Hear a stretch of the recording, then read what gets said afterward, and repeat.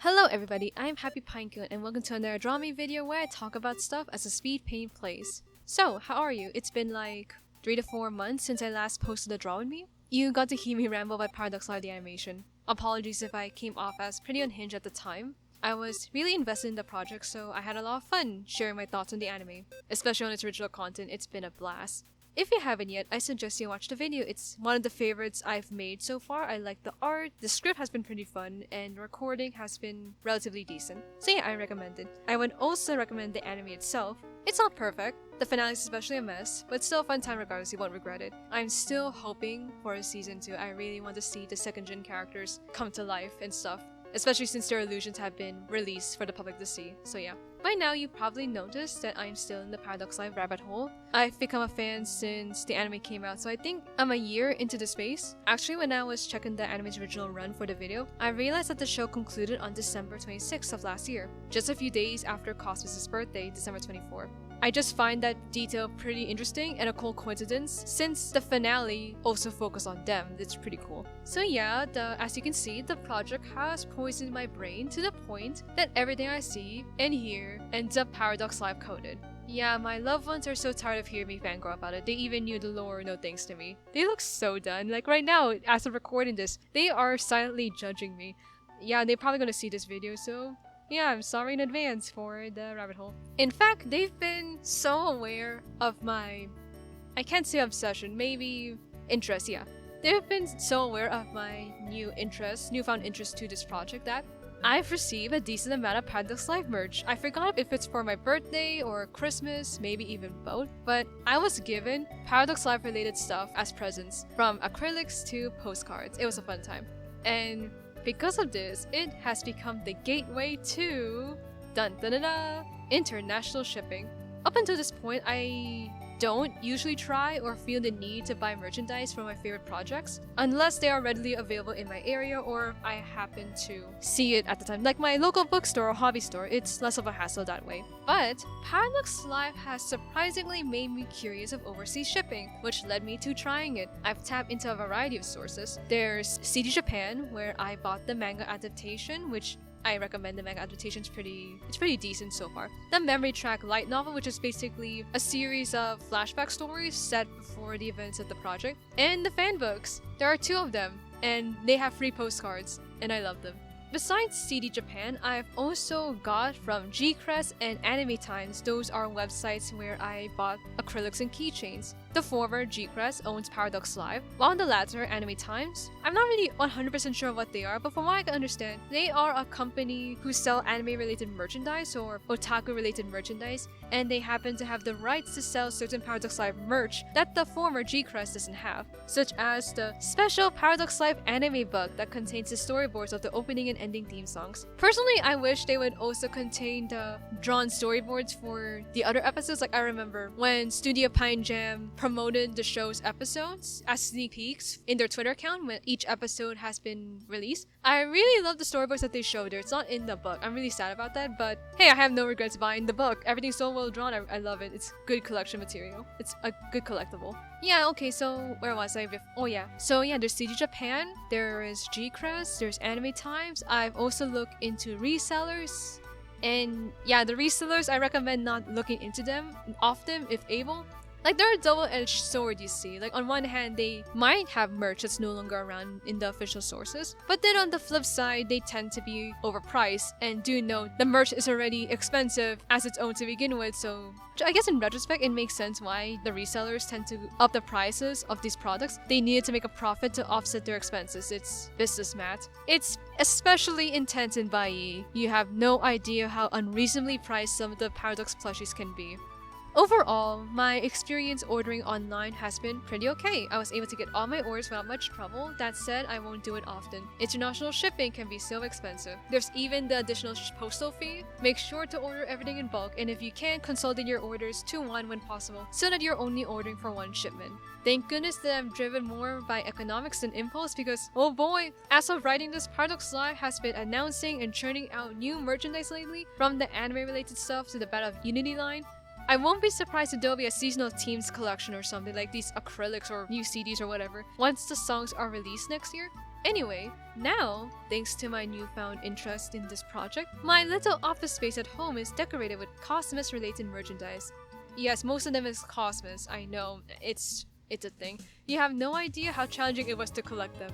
They're the fastest group to get sold out across all platforms. I even pre-ordered the Cosmos Neko plushies since April just to make sure I have them by the time they're available. And now I have them, it's completely worth it. Aren't they cute? I named them Kana and Nayu. Creative I know, but what can I do? Wow, I haven't been doing this for months, and yet the first thing I decided to talk about is Paradox Live and the intricacies of Paradox Live merchandise and international shipping. I better move on to a different tangent. About Paradox Live fan art, yes, I'm still in the rabbit hole, I am so sorry. Long story short, Paradox Live has not only taken over my office space, but also my art for half a year now. Woo! You might have seen them in my socials, but if you haven't yet, I've been basically drawing these doodle spreads of the Paradox Live characters. Some of them are related to recent events like Kanata finally being a model for one of Swank's collections. It's a thing that hasn't happened for years, so it's a big deal in the space. And others are based on AUs and fanfics I've been reading lately. Our Tribe of Our Own, the ultimate fanfic hub for introspective angst and fluff.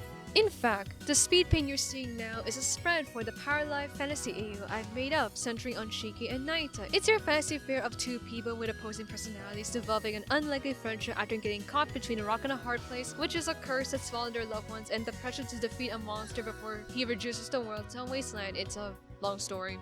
The process of drawing it is very satisfying, especially the coloring. I really love the watercolor look and how it gave everything a children's book feel. The way the doodles are laid out also looks like a collage or a sketchbook page. It's pretty cool. I should do this more often with my original works.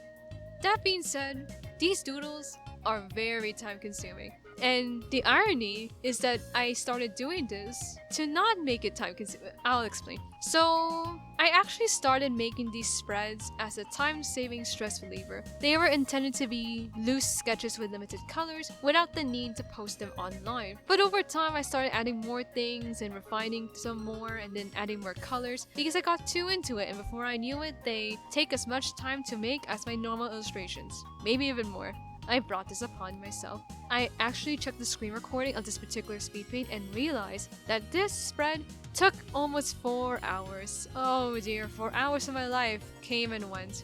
What am I doing with my life? Regardless, it was fun. I have no regrets.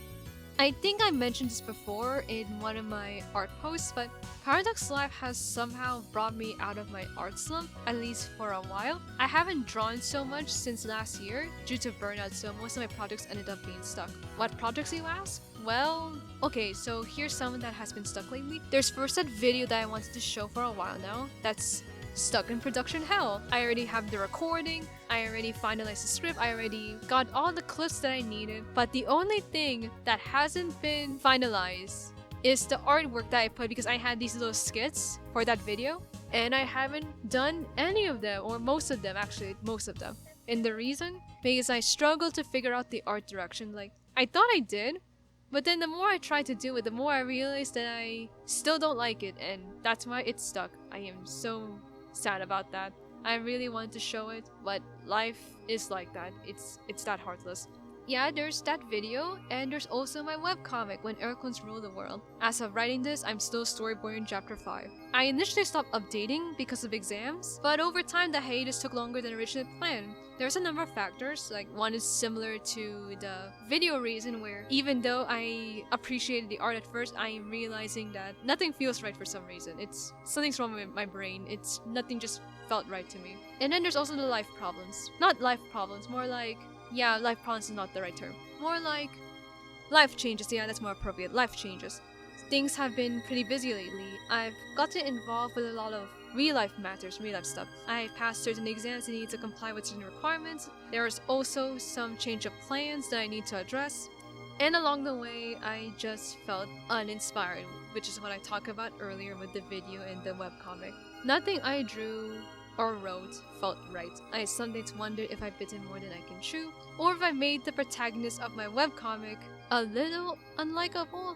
Actually, in retrospect, I was rereading the script for my comic as I'm working on chapter 5, and when I was looking, I realized, or maybe not really, more like maybe I'm worried now that what if I made Happy and Mouse came off as a lot unlikable than I intended. Like, Happy might have come off as a bit too aloof, while Mouse came off as a bit too people-pleasy. Don't get me wrong, that's part of their character arcs, but sometimes I worry if the readers will be put off by them, especially since the story is about them becoming friends due to a supernatural circumstance. But yeah, I am still worried about that. But the good news is that chapter 5, I technically got the gist of what I wanted to do there, so if I'm lucky, then I might be able to write it okay, yeah. Anyway, generally, just to put a long tangent short, life has been quite draining, and I am still going through the typical doozies, and that's all I can say. So, much to my surprise, Paradox Life has gotten me to draw more again, and I want to believe that my art shows significant improvement because of it.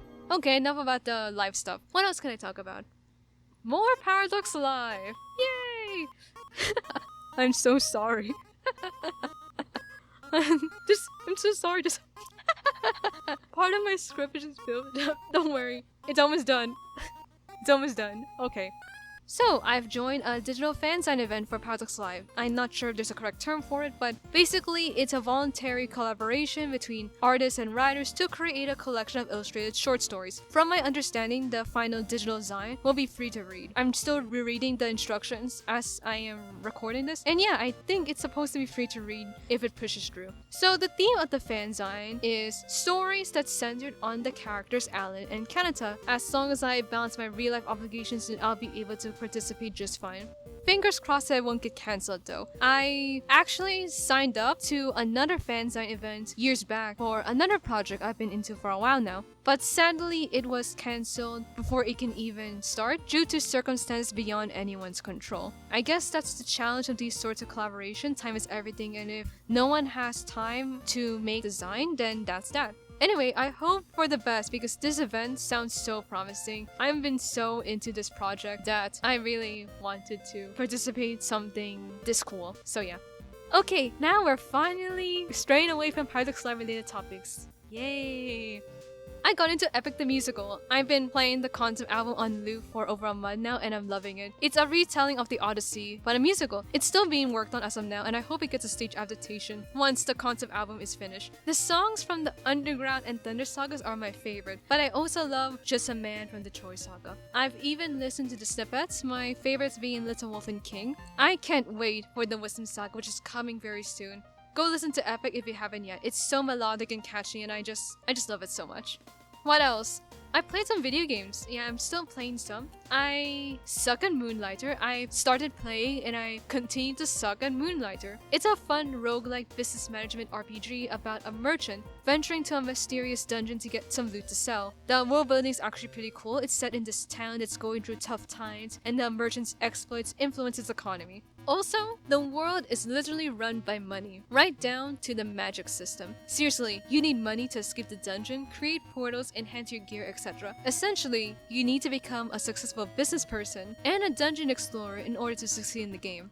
Actually, with that synopsis, I wonder if there's an anime or light novel that has a similar concept. I won't be surprised if it does, considering how vast the niche is with fantasy RPG related world building. I'm not surprised if there is, but if there is, if you know any, let me know in the comments. I actually bought the game for someone who has been introduced to it by their friends, and they've been driving the game a lot more than me. Until now, I still can't remember the controls. There was a time when I was given the controls to play, only to accidentally spend 200 gold to escape the dungeon. It's a good thing we're rich in the game because that's a huge waste of money. Okay, besides Moonlighter, I also started reading the visual novel Witch on the Holy Night. I'm still trying to segue myself in the... I'm not 100% sure what's called. Basically, I guess the Fate universe? No, not Fate, because Witch on the Holy Night is a prequel to Tsukihime, which is... I'm not sure if it's in the same universe as Fate. I think it's the Nasuverse? Yeah, I think it's the Nasuverse. If not, I'm probably going to add a correction text and post. So yeah. Okay, so Witch on the Holy Night, it's a pretty cool kinetic novel. I think it's a kinetic novel because I don't remember it having any choices. Anyway, chapter 1 has been pretty neat. I love the atmosphere and the banter between the characters. The humor is quite quiet, but in a good way. It's not too hyper like most anime or visual novels I've read. The comedy seems to come from the line delivery, the subtle expressions of the illustration work, and the prose. Like, There's this scene where one of the protagonists, Sojiro, nearly jumped off a classroom window from a very high part of the school building. He could have died, but so hilarious because he thought it was an exit. There's a good reason why he thought it was an exit, but in that context, it's pretty funny. It doesn't seem much and it's not so intense, but the setup and the character acting are so solid that it cracked me up for some reason. Actually, Paradox Live, yes, I'm bringing it up again, has poisoned my brain so much that I realized that Sojiro was voiced by Yusuke Kobayashi, the same guy who voiced CLANNAD for Paradox Live. What are the odds? I've been noticing his works a lot more lately, especially finding out that he's actually the protagonist of Taisho Otome Fairy Tale. I recommend the show, it's really good, even though it doesn't cover the entire manga. Okay, pushing away the Paradox Live stuff, I really talk about you. Okay, what else? Okay, so besides Witch on the Holy Night, I've also finished Utawa Rerumono, Prelude of the Fallen, and I'm currently trying to finish the sequel, Mask of Deception. It's pretty good, not just the RPG but also the character writing and everything. Though in my current backlog, it will take a while. I haven't even finished the games I previously talked about. I haven't finished Steins Gate and Wonderful Everyday. There are also the novels I still need to finish. Stories like How Do You Live and All the Lovers in the Night won't finish themselves. What am I doing? Okay, I think that is all for now. Hopefully, I will gather enough strength and motivation to follow up on my ongoing projects, especially that video and my webcomic. I might end up altering the art style because time really does something to a person. Anyway, thanks for listening. Sorry for all the Paradox Live rambling. I am Happy Pinecone and see you next time.